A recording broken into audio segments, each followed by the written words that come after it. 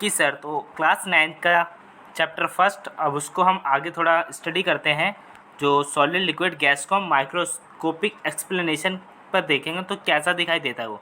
जब हम सॉलिड को देखते हैं, जब माइक्रोस्कोपिक पर देखते हैं तो क्या दिखाई देता है। Solid have a definite shape and definite volume, the particles locked, उसके पार्टिकल बिल्कुल पास पास होते हैं, इस तरीके से बिल्कुल लॉक होते हैं माइक्रोस्कोप में, इस तरीके से। Solid do not flow easily because the particle can not move slightly past, तो उसके पार्टिकल जब क्लोज हैं तो जल्दी से मूव नहीं होते हैं, ये माइक्रोस्कोपिक पर दिखाई देता है।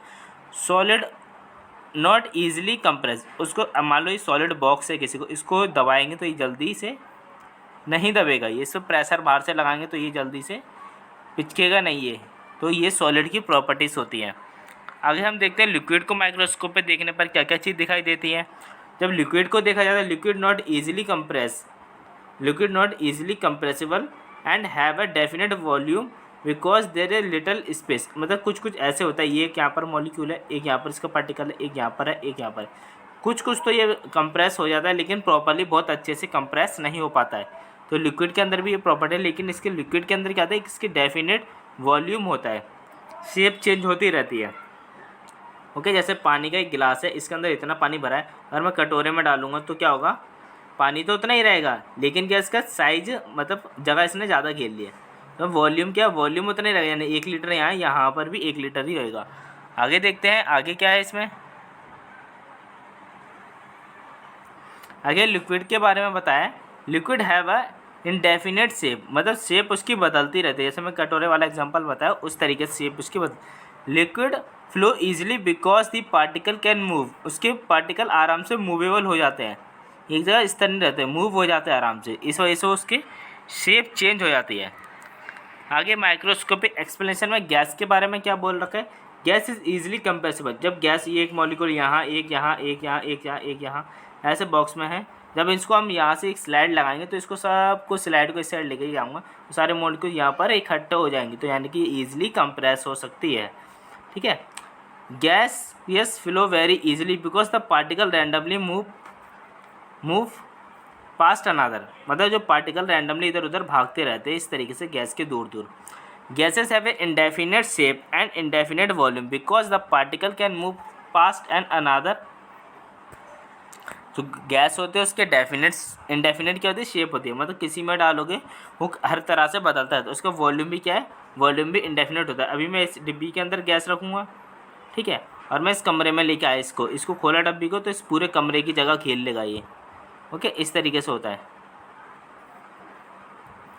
और यहीं पर हम देखते हैं प्लाज्मा के बारे में क्या बोल रखा है। जब माइक्रोस्कोपिक पर देखा तो हमने जब प्लाज्मा देखो, प्लाज्मा है इंडेफिनेट शेप, प्लाज्मा की भी इंडेफिनेट शेप होती है और इंडेफिनेट वॉल्यूम होता है। यहाँ पे देखो इंडेफिनेट शेप और इंडेफिनेट वॉल्यूम बोल रखा है। Particle move past one another, particle भी ऐसे मूवेबल होते हैं। प्लाज्मा ईजिली कंप्रेस, प्लाज्मा को आराम से कंप्रेस किया जा सकता, दबाया जा सकता है चारों तरफ से। The great deal with a free space, इसके बीच में फ्री स्पेस होता है, बहुत ज़्यादा खाली जगह है, ये दिख रही है ना। Plasma is a good conductor for electricity affect the magnetic field because is the compose ion, इसके पास आयन होते हैं, यहाँ पे पॉजिटिव नेगेटिव आयन होते हैं, ऐसे ये इसका स्पेस होगा, ये बीच में इसको कंप्रेस भी कर सकता है और इस पर आयन भी होते हैं, और ये गुड कंडक्टर ऑफ इलेक्ट्रिसिटी होता है प्लाज्मा। आगे बोन्स आइंस्टीन कंडेंसेशन, इसके बारे में बता रखा है। बोन्स आइंस्टीन कंडेंसेशन, इसके जो पार्टिकल्स होते हैं वो क्या होते हैं, particles are less energetic than the solid, solid से क्या है इसके कम एनर्जी होती है, सॉलिड में ज़्यादा एनर्जी होती है, क्लोज होते हैं, इसके कम क्लोज होता है। पार्टिकल आज literally indistinguishable because they are lock, मतलब लॉक भी होते हैं और लेकिन क्या होता है, ज़्यादा एनर्जेटिक नहीं होते, किससे, सॉलिड से लॉक होते हैं। लेकिन bones Einstein is a super fluid because the particle can flow without friction, without friction के मूव हो जाता है इसके, विदाउट फ्रिक्शन, बिना फ्रिक्शन के मूव हो जाता है इसके। यहाँ पर हमने पढ़ लिया। अब हम पढ़ेंगे interchange in a state of matter, matter के अंदर interchange, matter can change it's state, अपनी स्टेट अवस्थाएं कैसे बदलता है वो हम इसके यहाँ बारे में देखते हैं। देखिए, water can exist 3 state, solid liquid और गैस, तीनों स्टेट में, क्योंकि सॉलिड में आइस होता है, लिक्विड में सिमिलर वाटर होता है और गैस में वेपराइज होता है, भाप वगैरह होता है।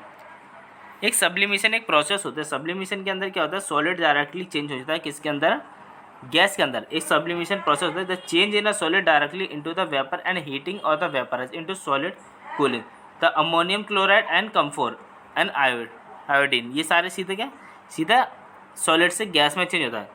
Effect of change in temperature, temperature से क्या इफेक्ट आता है, the temperature effect on heating, temperature effect on heating solid very the depend on the nature of the solid and the condition required the bringing the change. Temperature के बढ़ने से क्या heat होती है, हीट की वजह से सॉलिड के अंदर वेरी ज़्यादा डिपेंडेंसी हो जाती है और जिससे वो क्या होता है, सॉलिड की कंडीशन चेंज हो जाती है रिक्वायर्ड द टेम्परेचर के according. On the increasing temperature, temperature बढ़ता है solid kinetic energy of the particle increase, जब उसके जो ऐसे ये बॉक्स है इसके अंदर सॉलिड है, ये ऐसे मॉलिक्यूल होते हैं, इनकी क्या है ना काइनेटिक एनर्जी बढ़ जाती है, यानी कि हिलते हैं अपनी जगह बहुत ज़्यादा तेज़ी में हिलते हैं। विच ओवरकम द फोर्स, अब ये ओवरकम इस फोर्स को ओवरकम करते हैं तो attract the between the particle and their by the solid melting the convert into liquid. अब ये हिलते हैं तो सारे मतलब एनर्जी आ जाती है, एनर्जी से ये सॉलिड है वो किस में चेंज हो जाता है, लिक्विड के अंदर। सेम यहाँ पर है, the temperature at which the solid melt because the liquid is atmospheric pressure is the melting point, the melting point of the 273.16 kelvin, ये 15 भी होता है, 273.15 केल्विन ये बुक के अंदर लिखा हुआ है, ठीक है।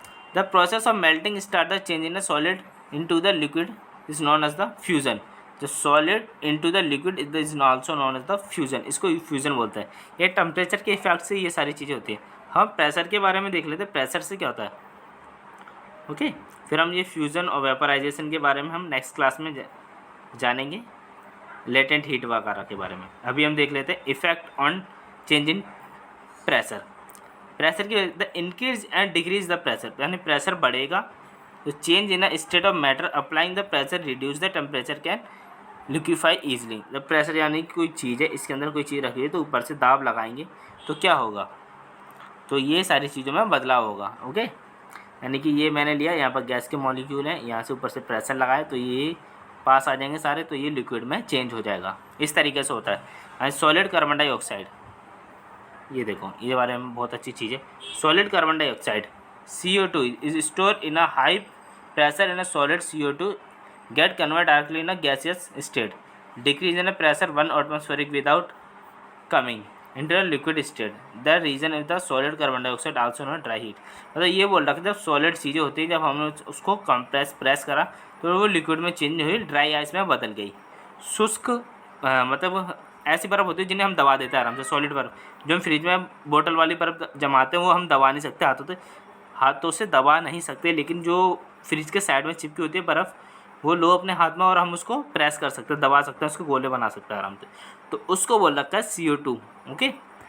यहाँ तक क्लियर कंसेप्ट, फिर आगे हम नेक्स्ट क्लास में पढ़ेंगे latent heat. And thank you दोस्तों, अगर आपको वीडियो यहाँ तक आपने देखा है अच्छा लगा है तो इसको शेयर करें, कमेंट करके बताएं।